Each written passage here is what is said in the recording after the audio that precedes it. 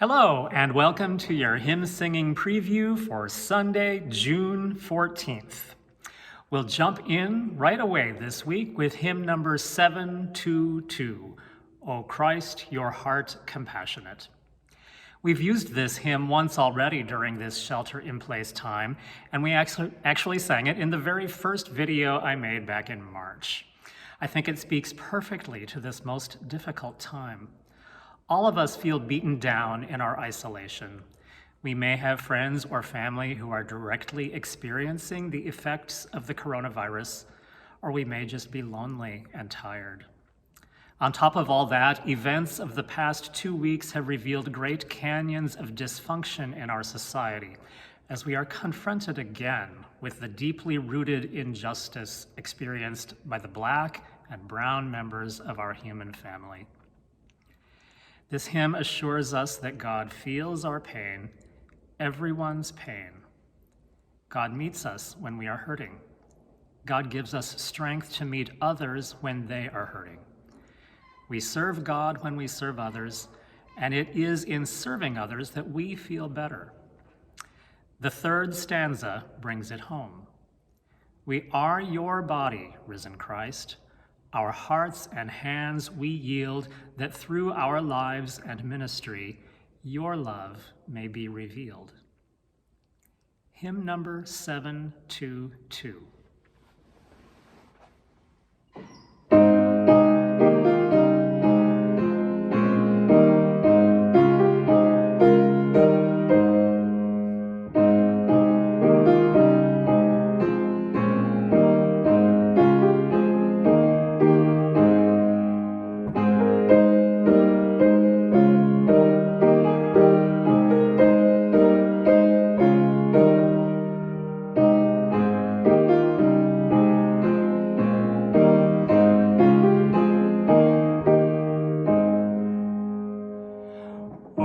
Christ, your heart compassionate, bore every human pain. Its beating was the pulse of God, its breath God's vast domain. The heart of God, the heart of Christ, combined in perfect rhyme, to write God's love in human deeds, eternity in time.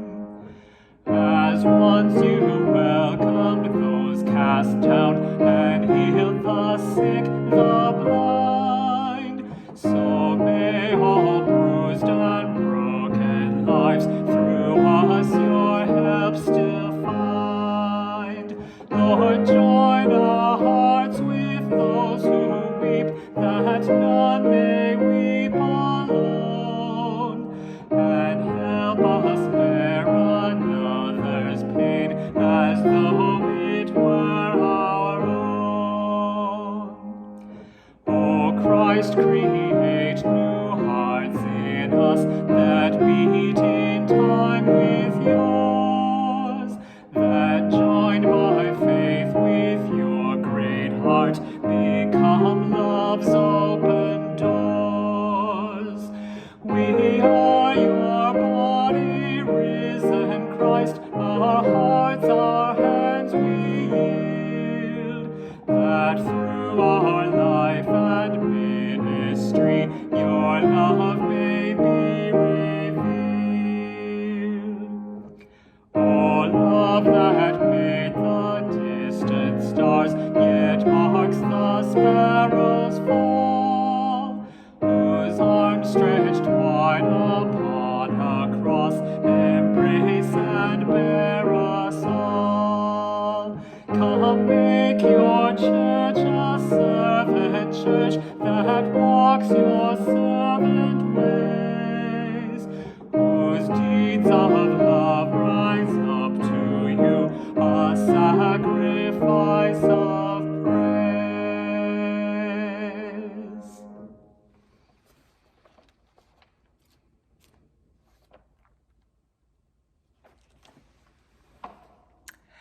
Our next hymn is the African American spiritual, There is a Balm in Gilead.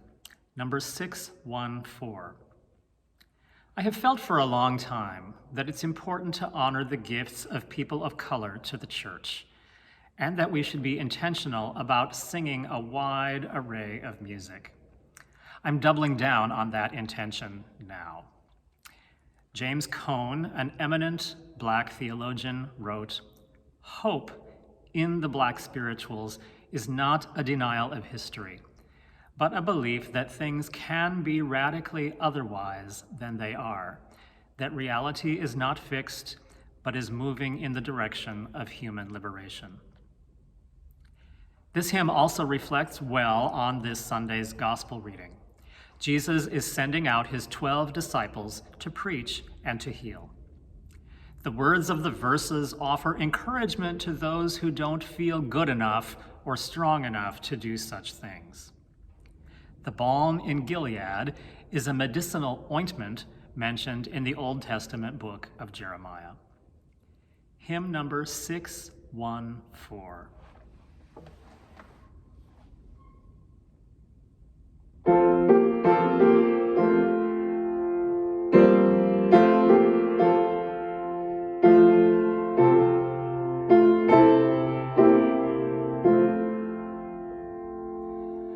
There is a balm in Gilead to make the wounded whole. There is a balm in Gilead to heal the sin-sick soul. Sometimes I feel discouraged and think my work's in vain, but then the Holy Spirit revives my soul again. There is a balm in Gilead to make the wounded whole. There is a balm in Gilead to heal the sin-sick soul. If you cannot preach like Peter, if you cannot pray like Paul, you can tell the love of Jesus and say he died for all. There is a balm in Gilead to make the wounded whole. There is a balm in Gilead to heal the sin-sick soul. Don't ever be discouraged, for Jesus is your friend. And if you lack for knowledge, he'll never refuse to lend.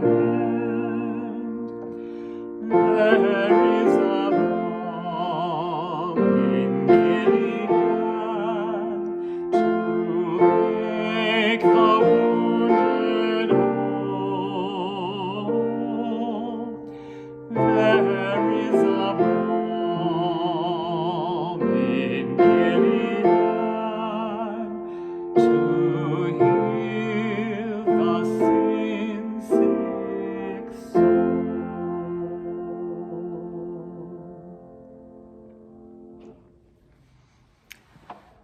I'm going to go off script for a minute and tell you a story that happened to me when I was about 20 years old. I was working at a United Methodist Church in Minneapolis, and there was a wonderful older African-American woman in the congregation. Her name was Harriet Moon. And one Sunday, I was playing a spiritual and I was trying to keep it upbeat and snappy, thinking that's the way that African-American music was supposed to be played. And Harriet, right in the middle of that song, shouted out, "Slower, please." These hymns really gain their depth and their soul and their meaning if you take big breaths and linger on every note and every syllable. So we will sing, "There is a balm in Gilead," slowly. Our final hymn for this week is number 771, "God Who Stretched the Spangled Heavens." This was written by a woman named Catherine Cameron in 1969. It marvels at the wonder of space travel, the new opportunities allowed to us in exploring God's distant creation, and prays that our scientific advancement will be used for good and not for evil. One may think about the recent SpaceX launch we just watched on TV last month. I am also led to think about the serious and intense work being done in laboratories all over the world right now as scientists search for a cure or a vaccine for the coronavirus. May God bless our scientists and their work. Number 771.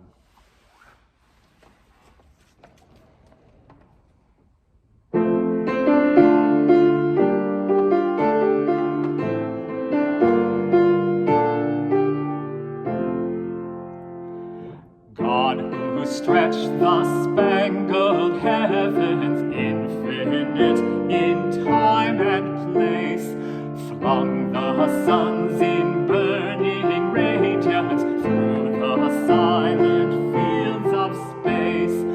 We, your children in your likeness, share inventive powers with you. Great Creator, still creating, show us what we yet may do. We have ventured worlds undreamed of since the childhood of our race, known the ecstasy of winging through untraveled realms of space, probed the secrets of the atom, yielding unimagined power, facing us with life's destruction for our most triumphant hour. As each far horizon beckons, may it challenge us anew, children of creative purpose, serving others, honoring you. May our dreams prove rich with promise, each endeavor well begun. Great Creator, give us guidance till our goals and yours are one.